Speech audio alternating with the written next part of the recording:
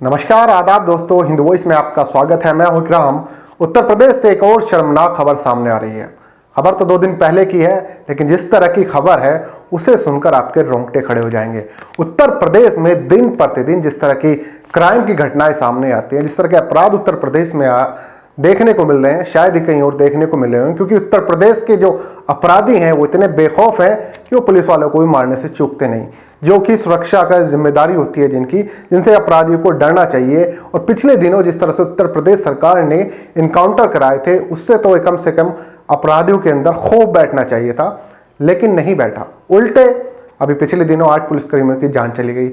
हमारी सेना की, एक तरह से सेना है क्योंकि हमारी सुरक्षा की जिम्मेदारी लेती है, विकास दुबे नाम के जिस आतंकवादी, जिसे मीडिया या भोंपू मीडिया गैंगस्टर बता रहा था, हम उसे आतंकवादी कहेंगे क्योंकि उसने हमारी सेना के 8 पुलिसकर्मियों को शहीद किया है। हमारी सेना ही है, पुलिस भी हमारी सेना ही है, हमारी आर्मी की तरह ही सेफ्टी करती है। हालांकि ये अलग बात है, बहुत सारे लोग पुलिस वालों पर सवाल भी खड़े करते हैं, लेकिन सबको एक नज़र से देखा नहीं जा सकता। खैर, विकास दुबे का तो इनकाउंटर हो गया, उस पर भी बहुत सारे सवाल खड़े हुए हैं। वैसे तो पुलिस के हर इनकाउंटर पर सवाल खड़े होते हैं, खासकर उत्तर प्रदेश में तो, लेकिन वो मारा गया, ये अच्छा ही हुआ। समाज की गंदगी थी, साफ हो गई, अच्छा हुआ। अब हम बढ़ते हैं आज की हमारी जो बेहद ही शर्मनाक खबर आ रही है वेस्ट यूपी, पश्चिमी उत्तर प्रदेश का एक जिला है मुजफ्फरनगर। 2013 में अगर आपको याद हुए, बहुत भयानक दंगे हुए थे, हजारों लोगों को पलायन करना पड़ा था, अपने घर छोड़ने पड़े थे। उसके बाद आज तक वो बेचारे अपने गांव वापस नहीं लौट सके। उत्तर प्रदेश में एक जगह है सुक्करताल, जिसे तीर्थ नगरी के नाम से जाना जाता है। बड़ी श्रद्धा है इस शहर के प्रति, लोग जाते हैं वहां से। बहुत सारे ऐसे मठ हैं, ऐसे आश्रम हैं जहां पर बच्चे धर्म की शिक्षा ग्रहण कर रहे हैं, और लोकल से ही नहीं, पूरे देश से, अलग अलग जगह से आते हैं।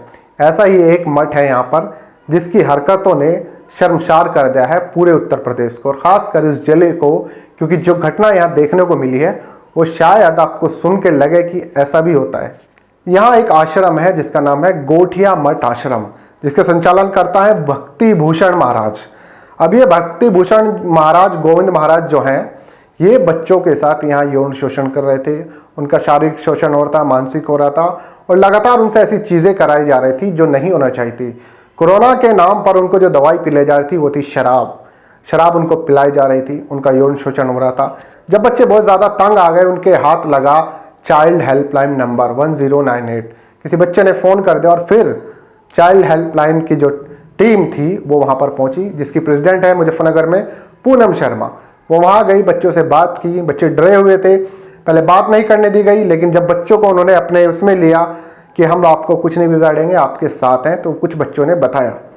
मेडिकल में इस बात की पुष्टि हुई है कि बच्चों के साथ यौन शोषण हो रहा था। उसके बाद पुलिस ने गिरफ्तार किया और पुलिस ने उसको जेल भेज दिया, और बच्चों को उन्होंने अपने अंडर कर लिया, यानी कि जो ये चाइल्ड हेल्पलाइन वाले थे इन्होंने। हालांकि ये खबर विकास दुबे की खबर के आगे दब गई है, क्योंकि विकास दुबे को इस तरह से बढ़ा चढ़ाकर मीडिया ने दिखाया कि बाकी की खबरें सारी कहीं गुम हो गई हैं। खबरें तो दूर, ये कहीं आपको किसी चैनल की हेडलाइंस भी नहीं मिलेगी। जिस तरह का काम ये किया जा रहा था, क्योंकि यहाँ पर मामला वही है, फिर लोग सांप्रदायिक रंग देने की कोशिश करने लग जाते हैं। आपने देखा होगा, पालघर में सिर्फ 2 साधुओं की हत्या हुई थी। महीनों तक वो पत्रकार चिल्लाया था, लेकिन आज इस घटना पर वो खामोश इसलिए है क्योंकि मामला समुदाय विशेष से जुड़ा हुआ है।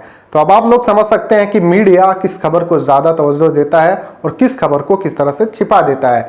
सुक्करताल की इस घटना ने, सुक्करताल वो जगह जहां तीर्थ नगरी जिसे कहा गया, सैकड़ों की तादाद में आश्रम है, मठ है, वहां पर इस गोठिया मठ ने जिस तरह का कलंक लगाने का काम किया, यह बड़ा सोचने वाली बात है, और इस पर उत्तर प्रदेश सरकार क्या एक्शन लेती है। लेकिन यहां पर मैं एक बच्चे की बात आपको बताना चाहूंगा। जिस तरह से उस बच्चे ने, जो अध्यक्ष थी चाइल्ड हेल्पलाइन की, उसको रोते हुए बताया था कि हमें ज़बरदस्ती पीटा जाता है, शराब पिलाई जाती है, अगर किसी से हम कुछ बात करने की कोशिश करते हैं तो हमें धमकी दी जाती है, कहा जाता है कि अगर कहीं कुछ बताया तो जान से मार दिए जाओगे। सभी बच्चे ज़्यादातर जो हैं दूसरे प्रदेशों के हैं, उत्तर प्रदेश के बहुत कम है। ज़्यादातर मिजोरम, त्रिपुरा, मणिपुर, वहाँ के बच्चे हैं, गरीब घर के बच्चे हैं, इसलिए ज़ुबान नहीं खोल सकते, क्योंकि बच्चों ने जिस तरह से डर डर कर ये सारी चीज़ें पूनम शर्मा को बताई थी, जो चाइल्ड हेल्पलाइन की अध्यक्ष है।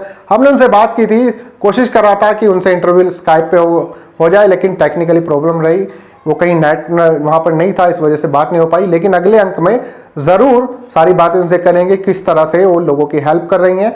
और बच्चों ने जब उन्हें फ़ोन करके बताया कि उनके साथ ये हो रहा है, तो अपनी टीम के साथ इस तरह से किस तरह कार्रवाई की। क्योंकि ऐसी जगहों पर जब मामला खासकर बड़े साधु संतों से जुड़ा हो जाता है या और मौलानाओं से जुड़ा होता जाता है, तो पुलिस थोड़ा बचती है कार्रवाई करने से, क्योंकि हो सकता है सांप्रदायिक माहौल बन जाए, माहौल बिगड़ जाए। क्योंकि अक्सर ऐसा हो जाता है क्योंकि किसी भी धर्म के बड़े लोगों पर अगर हाथ डाला जाता है तो पब्लिक भड़क जाती है।